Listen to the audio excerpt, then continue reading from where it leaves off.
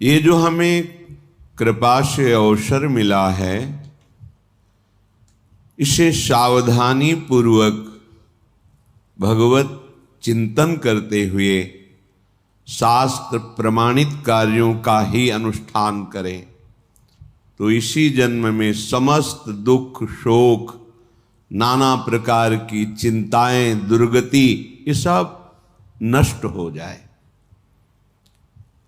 हमें लगता है कि हम अच्छे आचरण करते हैं, दुख क्यों मिलता है?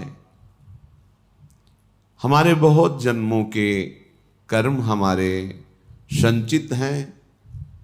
जब तक हम भगवद अर्पित कर्म नहीं करेंगे, भगवान नाम जप नहीं करेंगे, भगवद आश्रय नहीं लेंगे, तब तक उन कर्मों का नाश तुम्हारे शुभ कर्मों से नहीं होगा।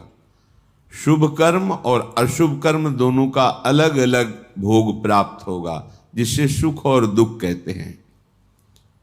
एकमात्र भगवत समर्पित कर्म और भगवत स्मरण इतनी सामर्थ्य है कि आपके सब पहाड़ के पहाड़ जैसे शुभ अशुभ कर्मों को विध्वंस करके महासुख प्रदान करेंगे।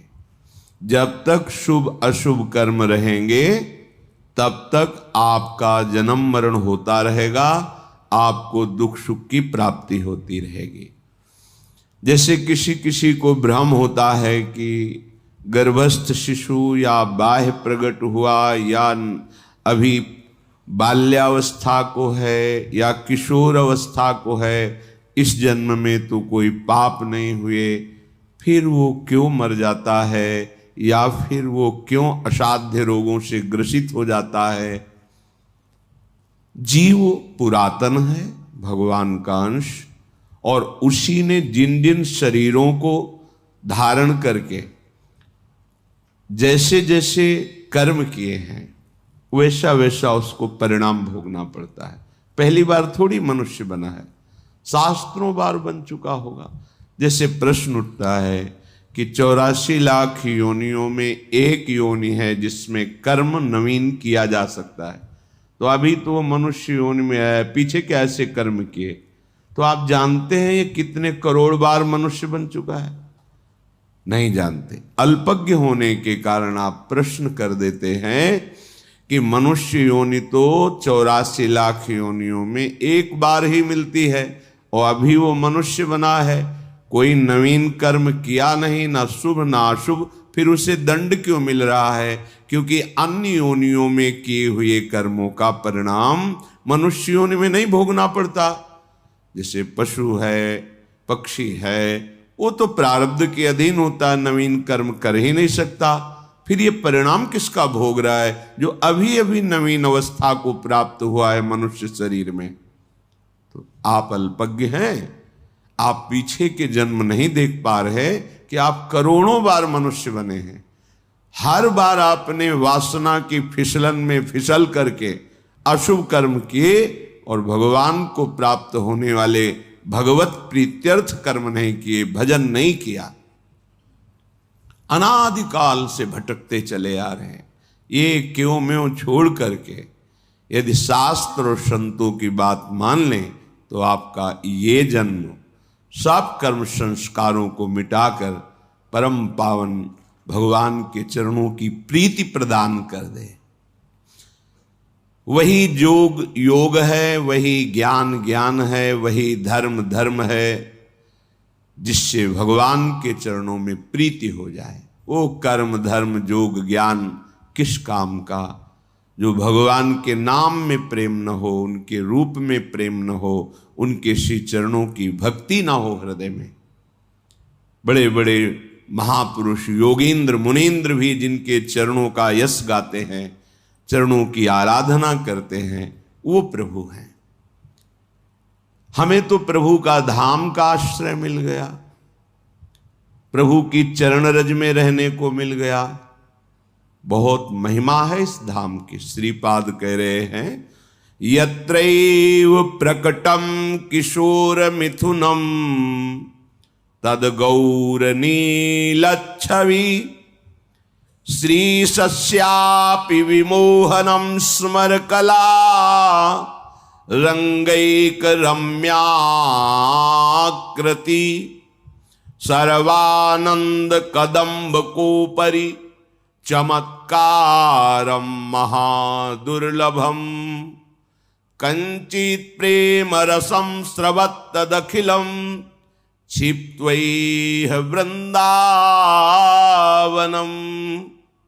हे भाई, यत्रैव प्रकटम किशोर मिथुनम तद गौर नीलच्छवि। एक के श्रीअंग की कांति, अद्भुत गौरांग बदन स्वामिनी जो, और अद्भुत श्याम सुंदर श्री लालजू महाराज। यत्रैव प्रकटम किशोर मिथुनम, यहां प्रगट विराजमान है, प्रगट लीला कर रहे हैं। आप कहोगे हमें दिखाई नहीं देते, तो आपकी तो इतनी मलिन दृष्टि है कि आप अपने को नहीं देख पा रहे हैं इसी घर में रहते हुए। कहां आपकी दृष्टि है? आपकी तो मायामयी दृष्टि है, पार्थिव, जिसमें स्त्री पुरुष जड़ चैतन्य दोष गुण लाभ हानि सुख दुख जन्म मृत्यु, ये जो मायाकृत खेल है यही दिखाई दे रहा है। आप अपने को भी तो नहीं देख पा रहे हैं, तो अपने अंशी प्रभु को देखने की क्षमता तुम्हारे दृष्टि में कहां है?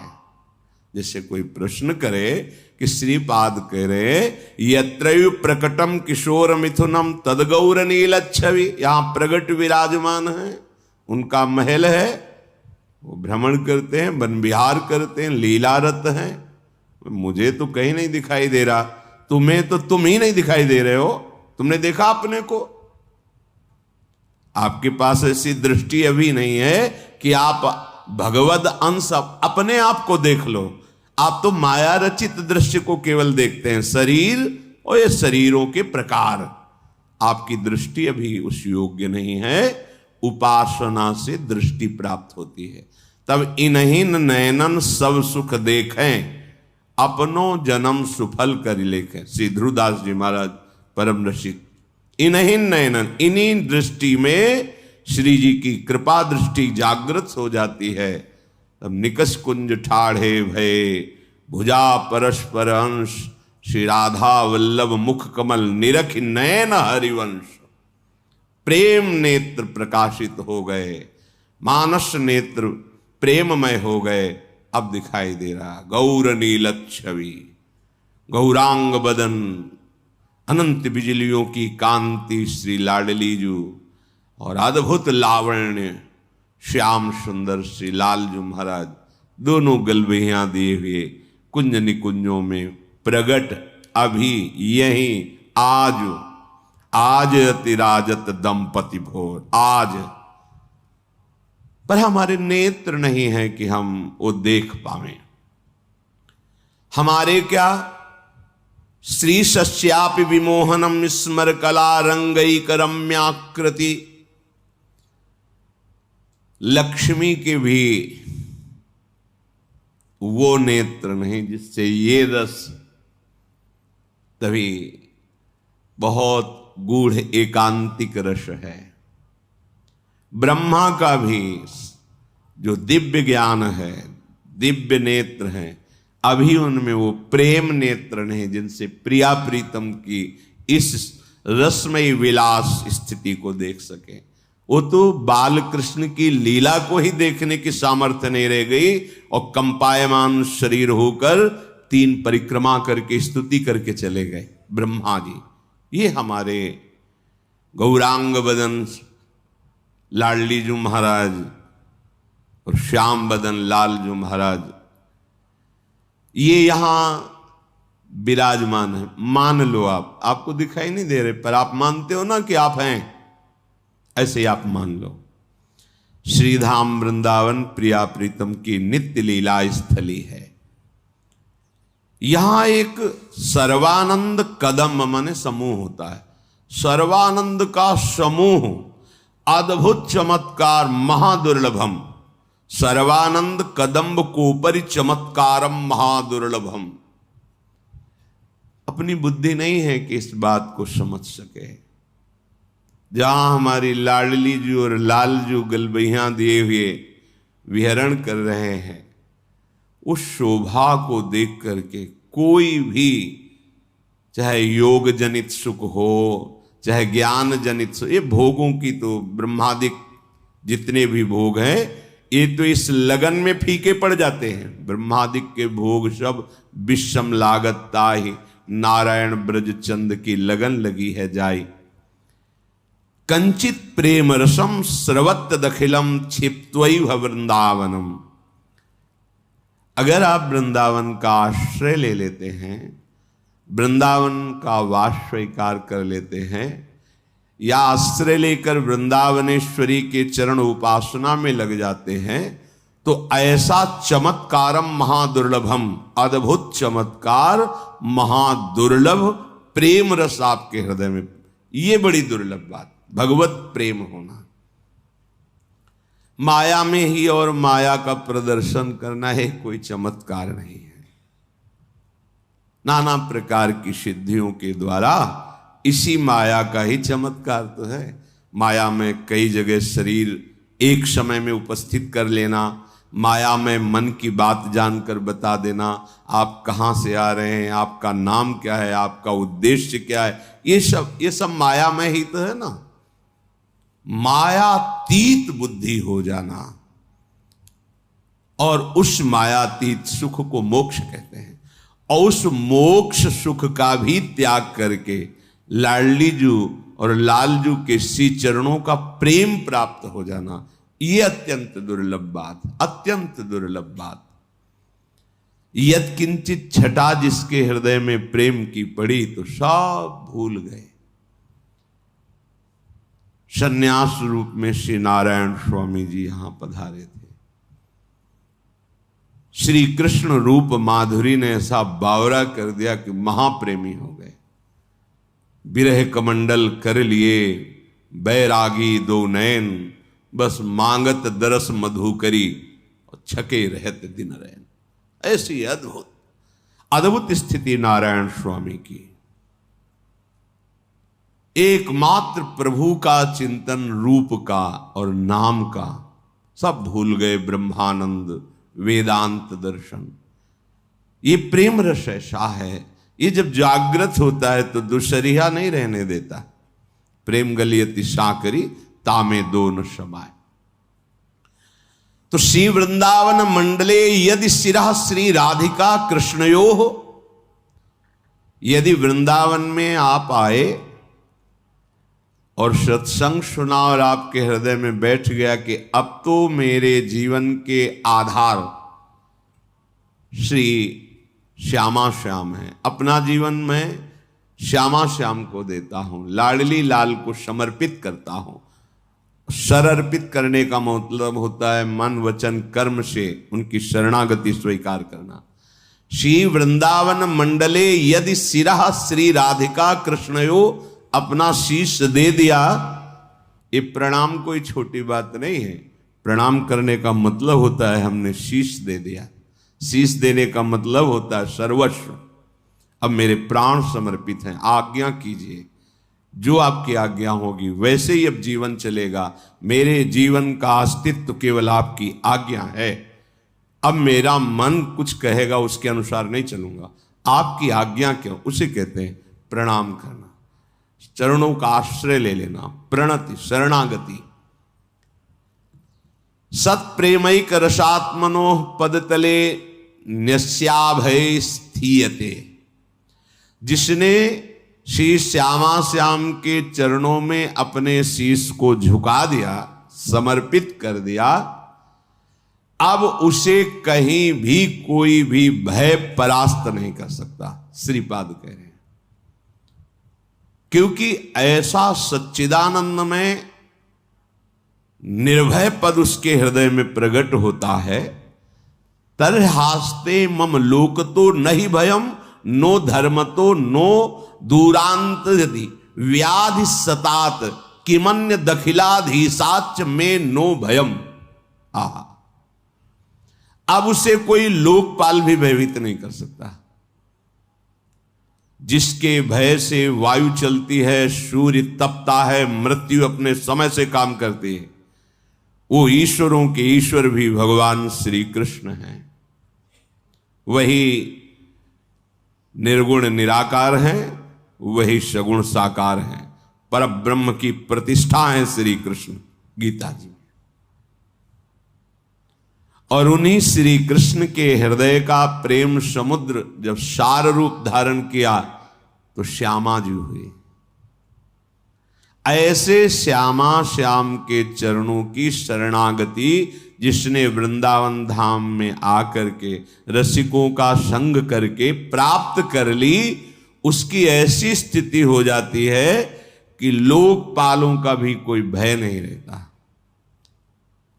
सुरपति, नरपति, लोकपति जिनके भावे घास रहे, परमानंद में तज सबही की आस, क्योंकि निर्भय पद श्री श्यामा श्याम के चरणों की शरणागति हृदय में जागृत हो गई है। अब बातें केवल नहीं रह गई, हृदय में जागृत हो गई है, धाम की कृपा से, सत्संग की कृपा से। धर्म भय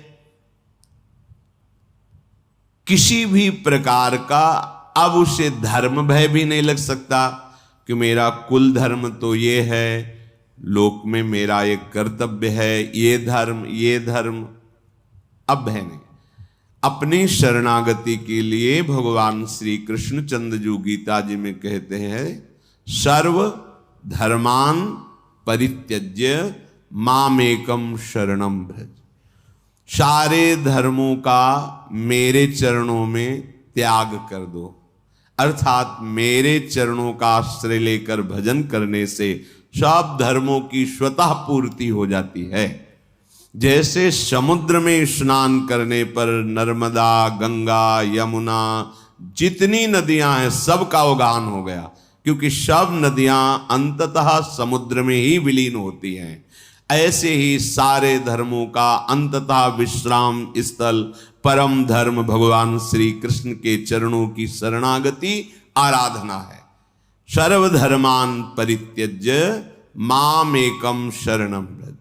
और यहां वही एक रसो यह परमानंद एक द्विधा सदा श्री राधा कृष्ण रूपाभ्याम तस्यै तस्मै नमो नमः। वही एक सच्चिदानंद प्रेम रस में डुबोने के लिए युगल रूप धारण करके रसिकों को परमानंद प्रेमानंद प्रदान करता है। तो जिसने श्यामा श्याम के चरणों का दृढ़ता पूर्वक आश्रय ले लिया तो बोले उसको लोकपाल भी भय नहीं प्रदान कर सकते। जैसे यमराज ये भी लोकपाल हैं, वरुण ये भी लोकपाल हैं, अग्नि ये भी लोकपाल हैं, वायु ये भी ये बड़े बड़े जो लोकपाल हैं ये भी भय प्रदान नहीं कर सकते। अब उसे कोई धर्म भयभीत नहीं कर सकता कि हमारा ये जाति धर्म, कुल धर्म, ऐसा ऐसा। सब धर्मों की पूर्ति भगवान श्री कृष्ण के चरणों में है। इसीलिए गोकर्ण जी ने अपने पिता को जब उन्होंने हाथ जोड़कर कहा, बेटा मैं तो मोह में फंसकर पुत्र प्राप्ति को ही सर्वस्व समझता था, लेकिन इस धुंधकारी के द्वारा की हुई अत्याचार से आज समझ में आया कि ये ठीक नहीं है मोह। अब कैसे त्यागूं, कैसे भगवान को रिझाऊं? तो उन्होंने कहा धर्मम भजस्व सततम, सतत धर्म का ही भजन करना चाहिए। तो उनका वो तो कर रहा था, बोले नहीं अभी लोक धर्म का पालन कर रहे थे, परम धर्म का नहीं। इसलिए आगे लिखा त्यज लोक धर्मान, लोक धर्म का त्याग करो, परम धर्म भागवत धर्म प्रेम धर्म का भजन करो। कैसे समझूं कि किसे भागवत धर्म कहते हैं, किसे प्रेम धर्म कहते हैं? बोले संतों की सेवा करो, सेवन करो भगवत प्रेमी महात्माओं का, तो पता चल जाएगा कि भागवत धर्म किसे कहते हैं, प्रेम धर्म किसे कहते हैं। धर्मम भजस्व सततम त्यज लोक धर्मान सेवन सदा साधु पुरुषां। सदा भगवत प्रेमी महात्माओं का सेवन करो। अगर आप आगे की बात नहीं समझे तो संत संग करने पर भी लाभ नहीं मिलेगा। जहि काम तृष्णाम, कामना और तृष्णा का त्याग करके संत संग करो। अगर कामना रखोगे और तृष्णा, तो संत संग का लाभ आपको अनुभव में नहीं आएगा। कामना किसे कहते हैं? देखे हुए, सुने हुए, पढ़े हुए भोगों को भोगने की इच्छा का नाम कामना है, और भोगे हुए भोगों को पुनः भोगने की इच्छा का नाम तृष्णा है। इसलिए कह रहे साधु सेवन करो, पर जही काम तृष्णाम, कामना और तृष्णा का त्याग कर भगवत प्रेमी संतों का सेवन करो। जब भगवत प्रेमी संतों का सेवन करोगे तो आप में सद्गुण जागृत होंगे। तो उसमें सावधानी ये रखना है, अन्यस्य दोष गुण चिंतनमासु मुक्त्वा, तुम्हें कहीं गुणाभिमान न हो जाए। संत संग कर रहे हो, भगवत आराधना कर रहे हो, तुम में सद्गुण व्याप्त होंगे, लोग सम्मान करेंगे, तो कहीं तुम दूसरों के दोषों का दर्शन और निंदा करना शुरू न कर देना। इसलिए सावधान रहना। लोक धर्म का त्याग करके भागवत धर्म का सेवन करो। भागवत धर्म का परिचय भगवत प्रेमी महात्माओं के संग से होता है। संग का रंग कामना और तृष्णा के त्याग से चढ़ता है, और उस रंग को संभाल सके इसलिए अन्यस्य दोष गुण चिंतन मास मुक्त्वा, दूसरे के गुण दोष का चिंतन त्याग कर दे। हमारे पास समय ही न बचे अपने भगवत चिंतन से। कभी नाम, कभी गुण, कभी लीला, कभी रूप, कभी धाम, कभी सेवा, हमारा सारा समय इसी अभ्यास में जाए। अन्यस्य दोष गुण चिंतन का तब हमें अवसर मिलता है जब हम प्राप्त दिनचर्या का प्रमाद के कारण त्याग करते हैं। अगर भगवत प्रदत्त, गुरु प्रदत्त दिनचर्या का हम ईमानदारी से पालन करें तो हमारे पास समय ही नहीं है किसी के गुण दोष देखने का। इसलिए कह रहे अन्यस्य दोष गुण चिंतन मास मुक्त्वा सेवा कथा रसमहो नितराम पिबत्वम, भगवान की लीला चरित्रों का गायन, श्रवण और प्रभु के श्री अंग की सेवा। अपनी कुटिया में ठाकुर जी को विराजमान जो किए हैं वो साक्षात हैं, ऐसी भावना से उनकी सेवा में रत रहना। तो यदि आप श्यामा श्याम के चरणों की शरणागति ले ली तो अब आपको धर्म का भी भय नहीं करना कि मेरा कुल धर्म, मेरे कुल देवता, मैं एक पिता हूं, मेरा ये कर्तव्य, मैं एक पुत्र हूं, सब कर्तव्यों की पूर्ति स्वतः हो जाएगी जब आप भगवान के आश्रित हो जाओगे। तो इसका मतलब ये सब नहीं करना चाहिए। नहीं, अंतर्भाव नहीं समझ पाए। जब आप भगवान की शरण में होगे तो आपकी बुद्धि इतनी पवित्र होगी कि आप एक पिता का, एक पुत्र का, एक पति का या एक पत्नी का या अपना ऐसा महान आचरण सद्गुण प्रकाशित करेगा इस शरणागति कि सब आप पर प्रसन्न हो जाएंगे, सब आपको आशीर्वाद देंगे, ऐसे आचरण आपसे होने लगेंगे। पर आपकी रति होगी भगवान के ही चरणों में, प्रभु के नाते से ही सब कर्तव्यों का पालन होगा। तरहास्ते मम लोकतो नहीं भयम नो धर्मतो नो दूरांताधि व्याधि सतात। अगर किसी कर्म के वशीभूत होकर के हमारे शरीर में 100 भयानक रोग एक साथ पैदा हो जाएंगे तो भी मेरे हृदय में कोई चिंता नहीं रहेगी, क्योंकि हम श्यामा श्याम के शरणागत हैं। अक्षरशः सत्य है। हृदय से शरणागति स्वीकृत हो जाए तो ये बात कह रहे कि 100 यदि रोग एक साथ प्रकाशित हो जाएं इस शरीर में तो भी मेरे हृदय में कोई चिंता, कोई शोक, कोई भय नहीं होगा, क्योंकि हम प्रभु के शरणागत हैं। ऐसे अखिल ब्रह्मांडों का कोई अधिपति भी हो, जैसे अखिल ब्रह्मांडों का अधिपति काल है, समय, वो ब्रह्मा को भी खा जाता है। ब्रह्मा भी उससे भयभीत होते हैं क्योंकि उनकी भी अवधि है। अखिल ब्रह्मांडों का अधिपति भी मुझे अब भयभीत नहीं कर सकता। भगवान का ही स्वरूप है काल।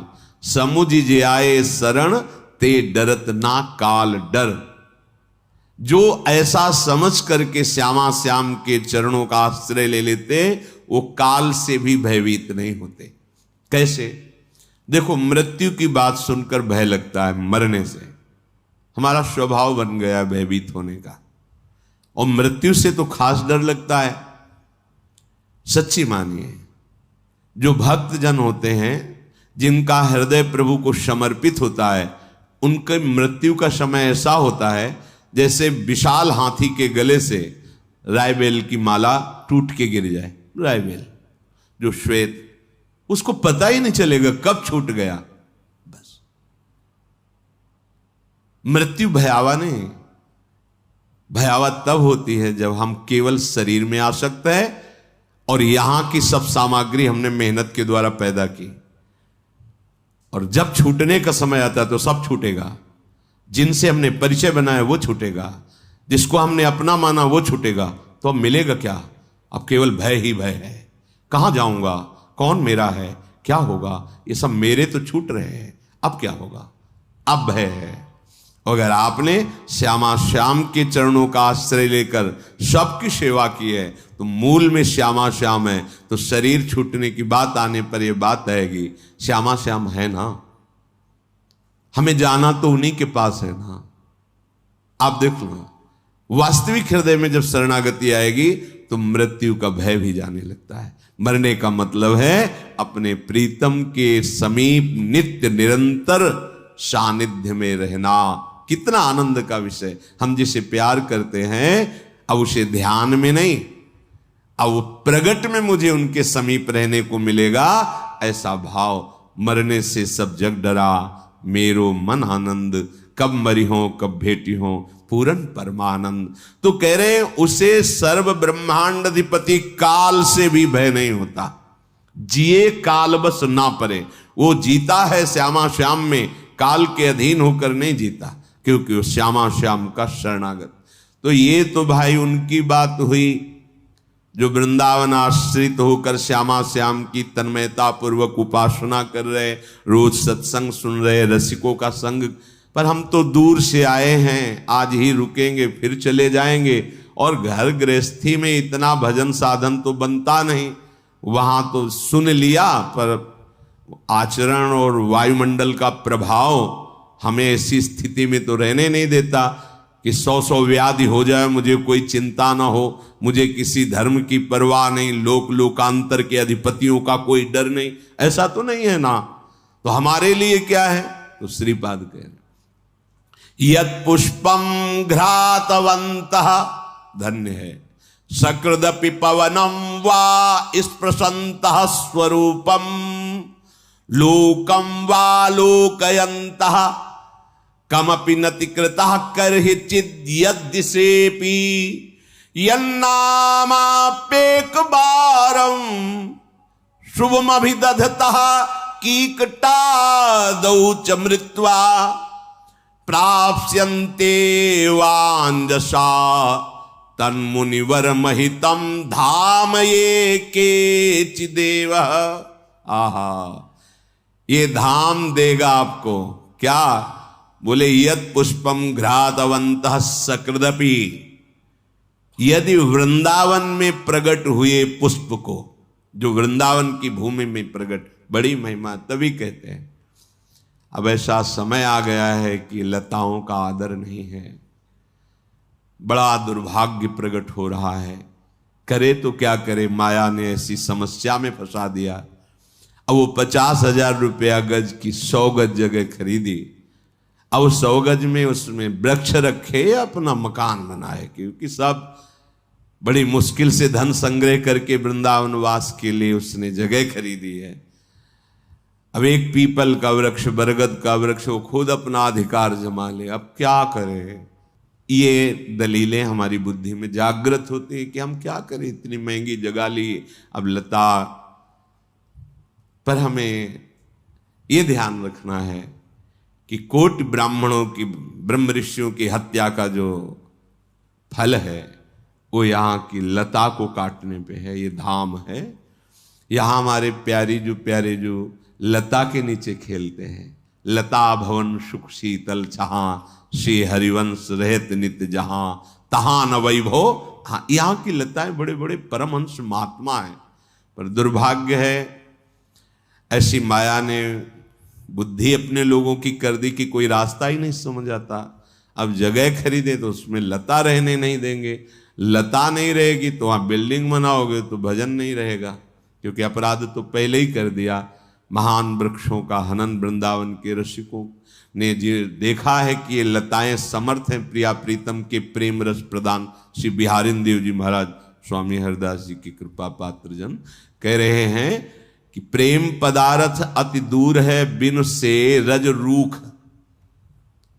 बिना लता का सेवन के, रज का सेवन के यहां का प्रेम नहीं समझ। जैसे बाहर से लोग बोलते थे ना, क्या क्या ये सब प्रेम, क्या क्या जानोगे, अपने को नहीं जानते, धर्म को नहीं जानते, सत्य को नहीं जानते, इंद्रियों को नहीं जानते, मन को नहीं जानते, उनको अधीन नहीं कर सकते। केवल बातें बनाने से होता है। परमार्थ अध्यात्म केवल भाषण थोड़ी है, ये बातें थोड़ी हैं, ये जीवन समर्पित करके ये खेल खेला जाता है, तब कहीं कुछ समझ में आता है। वो भी गुरु कृपा से अहंकार रहित होकर पूर्ण जीवन समर्पित, एक एक सेकंड प्रयत्नशील रहकर भगवत आराधना, तब कहीं समझ में आता है। अगर वृंदावन में वास कर गमले में ही सही 2 रायबेल के पौधे लगा लो, कोई फूल के लगा लो, और वृंदावन की रज में प्रकट हुआ एक फूल लाकर श्यामा श्याम के चरणों में, नाम सेवा में, रूप सेवा में, विग्रह सेवा में अर्पित, और अर्पित पुष्प को एक बार सूंघ लिया, ये प्रसादी पुष्प की महिमा। यत पुष्पम घ्रातवंतः सकृदपि, एक पुष्प वृंदावन का, वृंदावन के पुष्प की बड़ी महिमा है। एक पुष्प लिया, श्री जी को अर्पित किया, और जब प्रसादी मिला और सूंघा, सकृदपि, एक बार वृंदावन की। फिर आप वृंदावन में आए, एक बार घूमे तो हवा लगी ना, पवनम वा स्पृशंतः स्वरूपम, यहां की वायु का स्वरूप जानते हो? प्रिया प्रीतम के श्रीअंग का स्पर्श करके यहां की वायु बहती है। हमें दिखाई नहीं दे रहे, पर वो हैं। यमुना रस रानी का स्पर्श करते हुए, बिहारी बिहारिन जो का, इतने प्रेमी महाभागवतों का रज रानी का स्पर्श करके जो वायु चलती है, वह स्पर्शंता आपके शरीर को छुई ना वायु। लोकम वालोकयंतः, एक बार आपने वृंदावन का आके दर्शन किया। नतिकृतः करहिचिद यद्यशेपि, एक बार आपने किसी भी दिशा में विराजमान ठाकुर जी के दर्शन के, राधा दामोदर, राधा मदन मोहन, राधा गोविंद देव, राधा रमण, राधा वल्लभ, गली गली में भगवान कृपा करके हम विराजमान है। यहां कोई घर ऐसा नहीं जहां ठाकुर जी विराज, अरे परम धाम है। किसी भी दिशा में यहां केवल श्यामा श्याम ही है। वो नाम रूप कोई अलग हो, नाम रूप अलग हो तो भी। एक बार गोस्वामी श्री तुलसीदास जी को अमनिया किसी ने लाया, बोले अमनिया है, अपने ठाकुर को भोग लगा लो। बोले ब्रज यहां अमनिया है ही नहीं। क्यों? बोले यहां सब श्यामा श्याम का ही जूठन है, ये श्यामा श्याम का धाम है। यहां कोई भी अन्य नाम रूप हो, भोग लगता श्यामा श्याम का है, उनका महल है, इसके बाद सब पाओ श्यामा श्याम का ही है। गोस्वामी जी ने कहा अमनिया नहीं, या तो सब उनका है, श्यामा श्याम का है। यहां किसी भी दिशा में प्रणाम कर लिया ठाकुर जी बिना, और वो यहां से चला गया। एक बार यन्नामा पेक बारम शुभम विदधता, एक बार यहां के जय जय श्री राधे एक बार उच्चारण किया, राधा, बस। यहां कह रहे कि संशय मत करना मेरी बात पर। अगर वो कहीं बाहर मरता है ऐसे प्रदेशों में जो अपवित्र हैं, तो भी उसको श्रीधाम की कृपा से श्रेष्ठ मुनिगण जिनकी वंदना करते हैं ऐसे पदवी को प्राप्त होगा। इसीलिए कहा है प्राप्स्यन्ति वांजसा तनुमुनि वर महितम धाम ये केचिदेव, ये धाम देगा उसको ऐसी महिमा में पद, शरीर कहीं भी शरीर छोड़े, कि मुनिजन वंदना करते हैं जिस पद की, उस पद को धाम प्रदान करेगा। इसलिए कह दिया कि तुम इसमें संशय मत करना, क्योंकि ऐसा संशय हो सकता है। एक बार वृंदावन की प्रकट हुई भूमि में पुष्प लेकर श्यामा श्याम के चरणों में समर्पित करके सूंघ लिया, एक बार वृंदावन का दर्शन कर लिया, एक बार किसी ठाकुर को मंदिर में जो विराज प्रणाम कर लिया, एक बार यहां की वायु लग गई और एक बार यहां जय जय श्री राधा, जय जय श्री राधा, राधा राधा वल्लभ लाल की जय, जाओ। कहीं भी तुम्हारा शरीर छूटेगा तो श्रीधाम तुम्हें वो परम पद प्रदान करेगा जो मुनियों के द्वारा बंद नहीं है। अब इससे बढ़िया और बात क्या हो सकती है? दो बातें हो गई। यदि आप वृंदावन का आश्रय लेकर अनन्य भाव से श्यामा श्याम की शरणागति स्वीकार करके भजन करते हो तो ना लोकपाल का भय, ना धर्म का भय, न काल का भय, न मृत्यु का भय, कोई भी भय तुम्हें भयभीत नहीं कर सकता, चाहे 100 असाध्य रोग एक साथ हो जाए। यदि आपसे ऐसा नहीं हो पाया, एक बार वृंदावन आए, दर्शन किया, एक फूल प्रसादी सूंघ लिया, आपके शरीर में वृंदावन की वायु लगी, आपने यहाँ के ठाकुर को प्रणाम किया, यहाँ के किसी जन की चरण वंदना कर ली और नाम उच्चारण किया, राधा राधा, ये महारानी जी का महल है, राधा राधा राधा, जाओ। अब कहीं भी तुम्हारा शरीर छूटेगा तो श्रीधाम जिम्मेवारी लेता है, वो तुम्हें ऐसा पद प्रदान करेगा वृंदावन। देख लो, इसमें स्पष्ट लिखा है, तन मुनिवर महितम। मुनिवर जो बड़े बड़े तपस्वी जन जिस पद की आकांक्षा करते हैं, वंदना करते हैं, वो पद उस व्यक्ति को मिलेगा कहीं भी उसका शरीर छूटे। ऐसे श्रीधाम का जहां एक बार की ऐसी महिमा है, हम ऐसा घाटे में क्यों रहे? एक बार हम अगर बाहर रहते तो जब छुट्टी मिले बार बार आओ, खूब राधा राधा जपो, बात मान लो, मान लोगे तो फिर जान लोगे, और जान लोगे तो समझाना नहीं पड़ेगा, जानत तुम्हें तुम्हें हो जाए, खुद तुम्हें भगवदानंद की अनुभूति हो जाएगी।